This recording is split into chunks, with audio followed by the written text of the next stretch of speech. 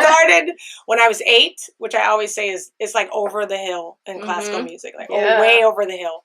And so by the time I got to my lessons, I was already hearing, Chopin, Mozart, and everything. And so I had 2 teachers that insisted I play out of those, those little John Thompson piano books that kind of take you one. Yeah, somebody always in the room who's learned from them. Yeah.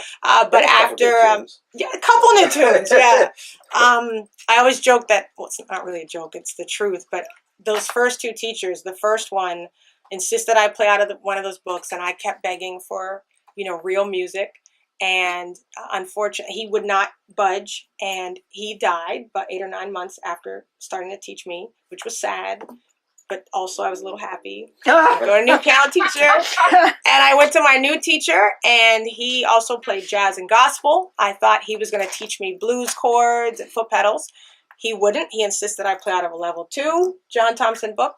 He also died within 5 or 6 months of teaching me. The third teacher, when I went to her, I told her at the first lesson, I said, look, I feel like I got to tell you. So the first 2 teachers insisted that I play out of these John Thompson books, and they were dead within a year. And she leaned down and said, Jade, what would you like to play? What was so great is, and when I tell this story, I talk about how she literally felt the need. I mean, I was already hearing lots of music. I could play some things by ear.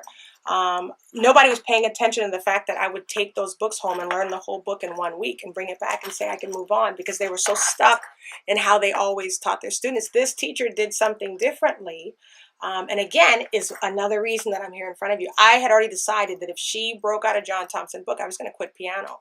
And piano ended up being the thing that opened so many doors. So I started at 8 with her, went to another teacher who would take me through middle school, high school.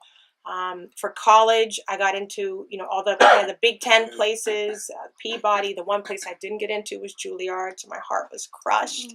And then but I realized I was going where I was supposed to go. I went to the school, Northwestern, which I had this incredible, well-rounded education, did the Miss America pageant as Miss Illinois and Miss Chicago.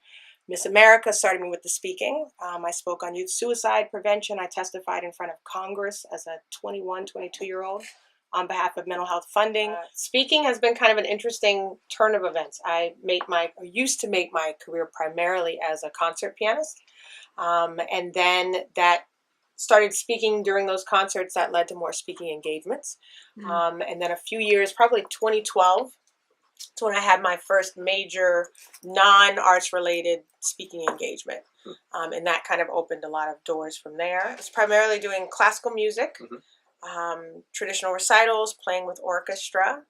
And when I started speaking in concerts, that felt very good to me and felt even better to audiences. And so a lot of my engagements increased because I was one of the few artists who were actually talking to the audience across the footlights. So I was speaking to young artists, emerging artists about how to build a career in the arts. I was kind of eschewing all the traditional ways to do that. I refused to believe that being a starving artist had to be synonymous with being an artist in the first place. And so I was really curious about how to make a sustainable career in the arts. And so a lot of my early speaking was around those topics. And someone said to me, you can never build a profitable business plan off of other artists, which was very true, because most artists hadn't decided to get outside of that mindset. So we were still believing in the practice makes perfect model. If I just play perfectly, every symphony in the world is going to love me and book me. And that's just not the way that it was. So the major transition came, I was doing an arts event, but in the room was the mother of the CEO of the Food Market Institute. I had no idea who she was. I'd never heard of FMI, but she heard me speak, and her daughter, of course, does all the booking for their big annual events. She recommended me to her daughter, and that was my first corporate engagement that had nothing to do with music. They brought the piano in, and I did my first talk that incorporated kind of inspiration, innovation, but used the music to drive the points home. And so that's been the thing that has kind of distinguished me thus far. And so even though you have other artists or other speakers who are artists, we're still seeing that what I'm doing on stage is still very different in terms of the type of content. The content not necessarily music related, and it's working in just about every industry and every audience type. So we've been excited to kind of see that take off and see people finally get it. And so that's been really a really fascinating turn of events for me over the last 4 years or so. Probably the thing I'm the most proud of is customizing. So I know that's like the buzzword and everybody says they do it, but it's something I take very seriously. So for instance, like with NBC, since I knew I was speaking to their ad department, I knew everything about the new products they created last year, was able to talk about the inside of that industry and what they're changing in terms of changing the way that measurements are done in the industry. And so that's been the really big calling card, even more than the piano, more than the fact that it's different, is that people are really saying, oh my gosh, it feels like you were in this industry or you've really worked to know who our company is. So for instance, I'm up for an engagement now and their theme is innovation. But I looked at who the other guys they were considering, and they're great guys, and I can see why they're being considered. But I made a video for them and said, look, if you're serious about innovation, if you're really serious about doing something different, the first thing you can do is blow the minds of your audience by presenting somebody they would have never expected you to present. And that's something that I love to do, is make these little impromptu videos for a company if I know I'm being considered. And I even do research for those to be able to say in that 30-second video, here's how I would customize. And so when they finally do go with me, and when they're honest afterwards, the things they will mention is the customization. They will say, we've heard people say they were going to customize, but usually it just means they insert our name in kind of a slot somewhere in the program. Or they will also say, we weren't expecting our audiences to be that engaged from beginning to end. And then the other one that's been cool as a female is to hear them admit, we usually bring in guys because our guys tend not to respond well to the females that we bring in. And so we're finding out that there's something there where the men are also feeling equally empowered. And I think maybe I don't address, even when I'm in an all-female audience, I don't speak about inspiration and maybe some of the ways that other women speakers speak about inspiration. So there's something that's catching that we've been really excited about when we see the men are just as into the presentation as the women.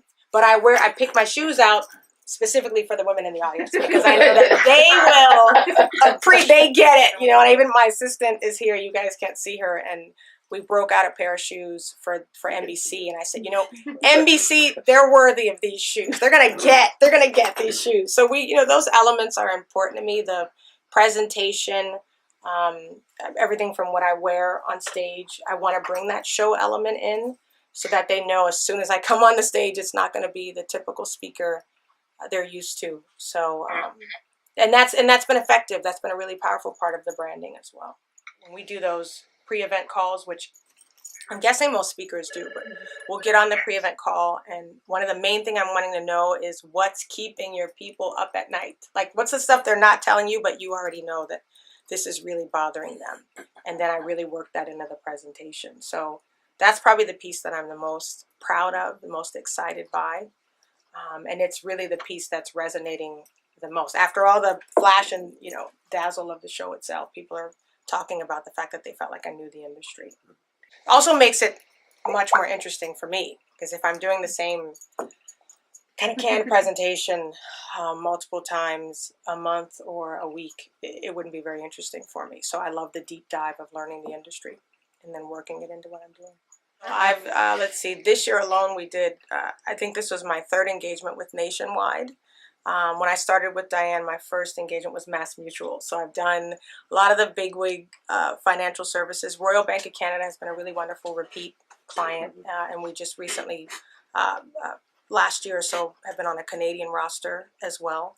And then I've done some things with biomedical, with Pfizer, Genentech. Financial services has been dominant. NBC Universal, ironically, was my first entertainment industry company. Who else am I missing? Hershey. Hershey was the first one that I did outside of Food Market Institute, which was something that I did on my own, and then I booked Hershey out of that as well.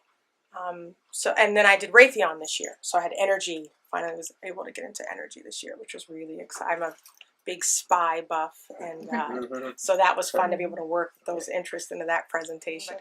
One of the things that I've been really hitting home with is that the money is great, but what's so powerful is to feel like, my original dream was just to be a concert pianist and just to impact from the stage, playing music. That was it. But to now know that the piano has kind of opened these really wonderfully unexpected doors, and I'm in industries and spaces that I would never have been invited into solely as a classical artist. And so to leave and feel like you have this increased influence that I never would have had if I had stuck to the original dream is very powerful. I still should say, though, part of my career is still as a concert artist. So I do solo recitals, I play with orchestra, and then I'm also a coach, an author, and a minister. So I'm very busy outside of speaking, which means that in the coming year, I really want to be able to be very selective now about like breaking into new industries and new audiences that I haven't had a chance to impact yet. I want to be more intentional about the types of engagements.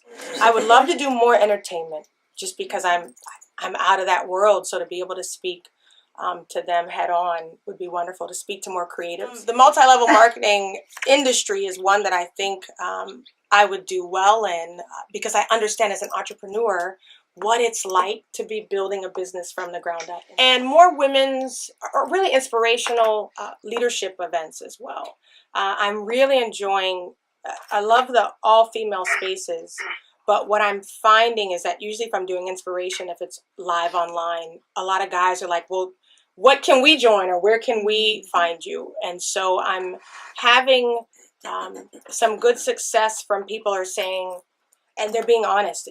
What happens is they will book me and then they will be honest with me after the booking. So they'll say, we had no idea if this was going to work or what you were going to be like, and we didn't quite understand what you were going to do. But now, and then they get comfortable and they tell you some really great information. So what we've been hearing is that when they're looking at me in the decision-making process and they have, let's say, typical white guy, typical white guy, typical white guy, one white woman they may be considering, and then they see me, well, yeah, there's a diversity aspect that they could, be benefiting from. But what they will usually say is, the reason we maybe weren't going to go with you is because we weren't sure if you could speak to this group. Since you're just a musician or an artist, can you even speak about leadership or corporate or business? So once they book me and then have me come in, they go, oh my gosh, you totally were able to do that. It's really, I get so excited about new audiences, and the size doesn't matter. And I think that was probably cultivated in my early performance careers, where I'm coming on stage in these huge ball gowns and it's like 10 people in the audience because I'm playing in some small city. It's classical, you never know. But then the next night I could be in New York and playing with a full house. And so I had to get used to giving the same level of performance even for the 10, that I would for the 1,500. And my first speaking engagement that I said translated was the room where that lady was in. It was an engagement that I thought I was the keynote. And I saw the room that was going to have 1,500 people in the room. And it was going to be my big first engagement. And I went out and bought this amazing Calvin Klein dress and these shoes to die for.